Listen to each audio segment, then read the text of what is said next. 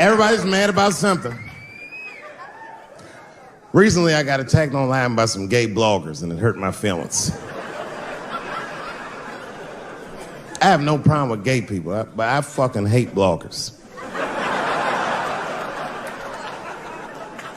I'm not saying it because this person was gay. They was acting like a bitch online. They was like mischaracterizing my jokes, trying to make a point off of me, when it was really, it's like, yo, I'm your ally, motherfucker. I'm not trying to stop gay people. I got better shit to do. This motherfucker was saying things to try to get gay people to beat me up. Seriously, he was like, Dave Chappelle's jokes. I don't know how he actually talks, I'm just making his voice up. Dave Chappelle's jokes were an affront to the manhood of all gay men. What the fuck does that mean? I didn't say anything that would allude to gay men not being men. I know you meant. In fact, what could be manlier than fucking another guy in the ass? It's the most gangster shit I've ever heard of in my life. I told you I'm not cut out for that. I'm a pussy. You know what I said? That's all I said. First of all, I'll tell you right now what I said. And I will tell you that this was not a joke. It's a true story. And I just happened to tell it. All right, what happened was I went to a gallery party, all right? I don't know who in here has ever been rich before, but these are very nice parties. You know, wine and cheese and baller conversation. And there was a few eccentric types, one of which was a very wealthy man that happened to be wearing a dress. I don't know what you call him, man. This is a tranny or a drag queen, perhaps. Whatever it was definitely a man. And this man was definitely on drugs. I don't know what kind of drugs he's on, but I knew he had too much. He didn't look good. It's like this, he's like, he looked sick. And all his friends were standing around him, concerned, trying to revive him. I don't know whether it looked like some kind of gay CPR. There was fanning and shit.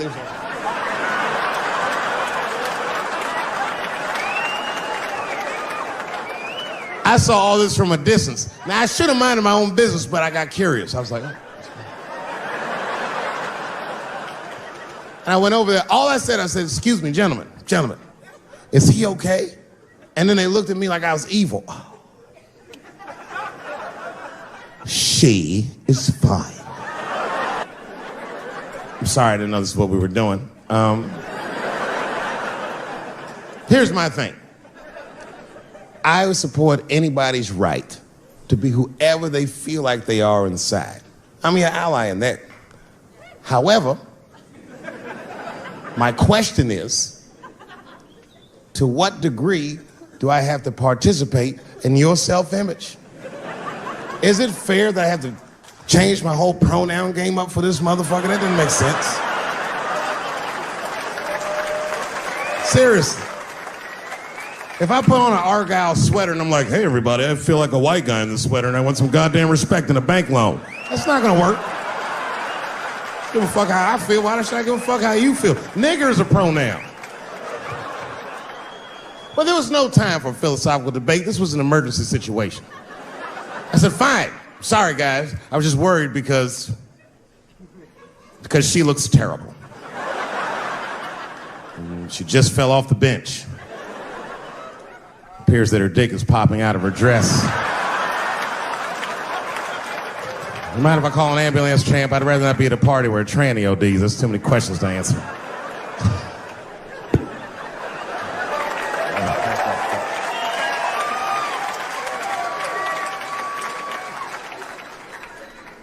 Okay, I've been through this before. I had a friend from high school. Now, in high school, this guy was a thug, right? He was a fucking dope boy. He did it all. He's a wild dude. People used to be very scared of him. And then after high school, word on the street was he'd come out the closet.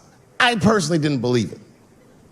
I bring him up because last year, he calls me out of the blue like, yo, what's up, man? I got your number from so-and-so, and I heard you're gonna be in New York doing a show. Could I get some tickets? I was like, fuck yeah, get some tickets, man. How you been? He said, well, we'll catch up at the show, man, but yo, I appreciate it. I'll see you soon. I said, all right, man, take care. And I was about to hang up, and I couldn't resist. I was just like, hey, nigga, I heard you was gay. What's going on with that?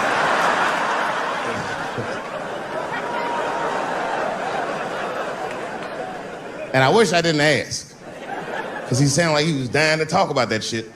And he had a long story about it. And it's not that I didn't care, but I was, I don't like talking on the phone. I was watching TV at the same time. So I just wasn't really paying attention like I should. But I was trying to sound supportive, but I didn't really know what to say. So I was just like mumbling shit throughout this conversation. I was just like, well, nigga, you gay, man. You just gay. Like, This went on for a while, and then finally I had to say something like definitive to get him off the phone. And I was like, hey, man, you know what? Don't let people get you down, all right? And the next time someone tries to make you feel bad about yourself, just remember, everybody fucks funny to somebody.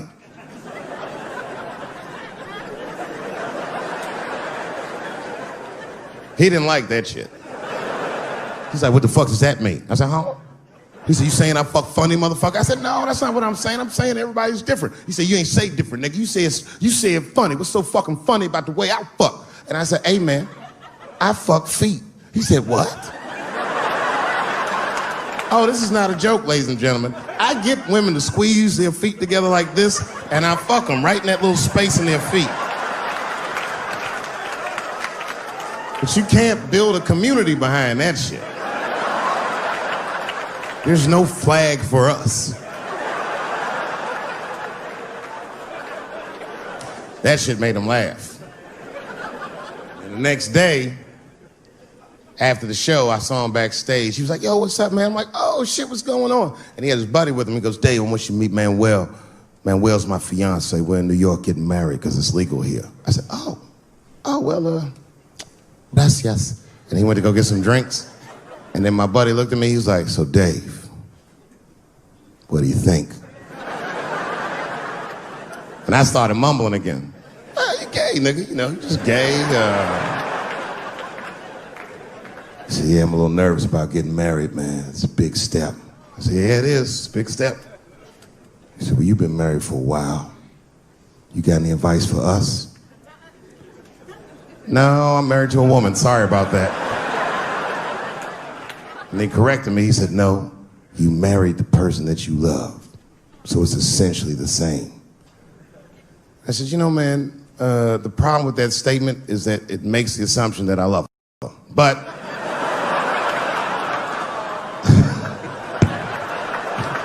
you guys lighten the fuck up. Of course I love my wife.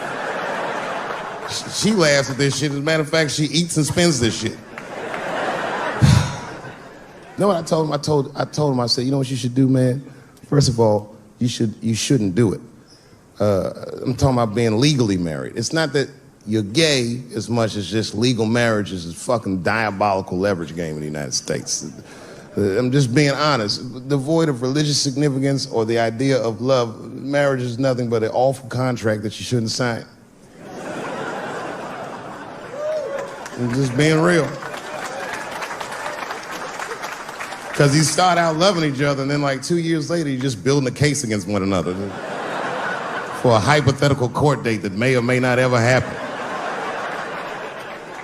You throw being gay on top of that, that shit is explosive. Like I said, Ray Rice shit. Okay, right after Ray Rice went through all that shit, I was at a party and I met this kid, Michael Sams. You know Michael Sams? Very nice guy. He's the first openly gay NFL player. And Mike's a very nice guy, very brave guy. But when I met him, I couldn't help but thinking, his wife up in the elevator. Is that domestic violence, or is that just two niggas working shit out in the elevator? You know what I mean?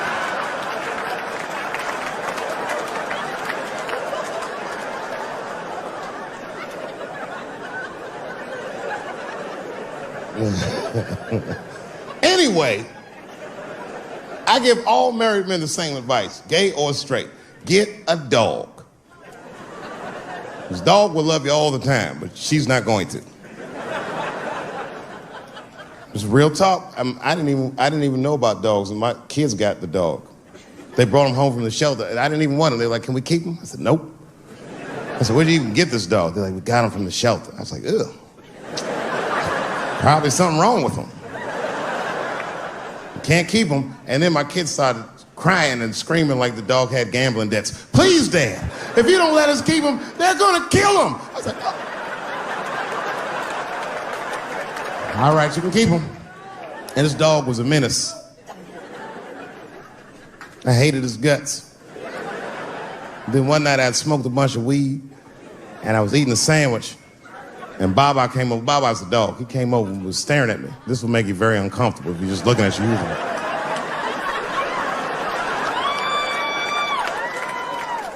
I had to give him a piece of my sandwich so he'd go away. And that's how we became friends. Now, if you see me walking down the street with Baba, I ain't got no leash or nothing. He walks right next to me. If I stop, he'll stop. And if I go, he'll go. And all my friends are like, yo, Dave, that shit is dope. How you train Baba to do that shit? I've never trained Baba. I'm just a messy eater. If I drop food and Baba's not around, all I gotta do is call him. Baba! He's a black dude's dog, so he doesn't come right away. He peeks first to see what's going on.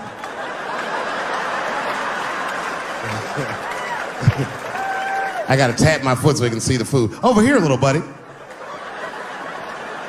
And he's like, thanks, Dave. He'll come get it and run off. But he knows all my habits. Like, if he smells weed in the house, he'll be like, nah, this motherfucker's about to eat. And he'll just come running.